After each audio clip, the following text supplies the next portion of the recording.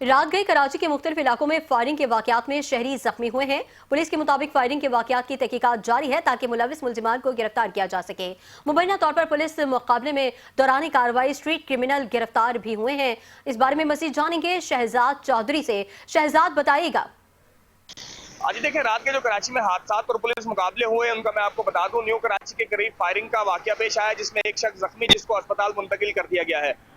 दूसरी जानिब मैं आपको बताऊं तो बफर जोन के करीब पुलिस मुकाबला हुआ जिसमें 2 डाकुओं को जख्मी हालत में गिरफ्तार किया गया, जिनके पास से 1 अदद पिस्तौल, 3 राउंड और छीनी हुई बाइक और दीगर नकदी सामान बरामद करके मुकदमा दर्ज कर लिया गया है। दूसरी जानिब मैं आपको बताऊं तो बनारस के करीब एक शख्स फायरिंग से जख्मी हुआ जिसको अस्पताल मुंतकिल कर दिया गया। दूसरी जानिब मैं आपको बताऊं तो कुरंगी नंबर 1 पर फायरिंग होने से एक शख्स जख्मी हुआ जिसको अस्पताल मुंतकिल कर दिया गया है। एक जानिब और मैं आपको बताऊं, कुरंगी बिलाल चुरंगी के करीब आपसी झगड़े पे एक शख्स जख्मी हुआ जिसको अस्पताल मुंतकिल किया गया है। पुलिस की जानिब से तहकीकात की जा रही है। दूसरी जानिब मैं आपको बताऊं तो नॉर्थ कराची के करीब फायरिंग से एक शख्स जख्मी हुआ जिसकी पुलिस की जानिब से तहकीकात की जा रही है। जख्मी शख्स को अस्पताल मुंतकिल कर दिया गया है।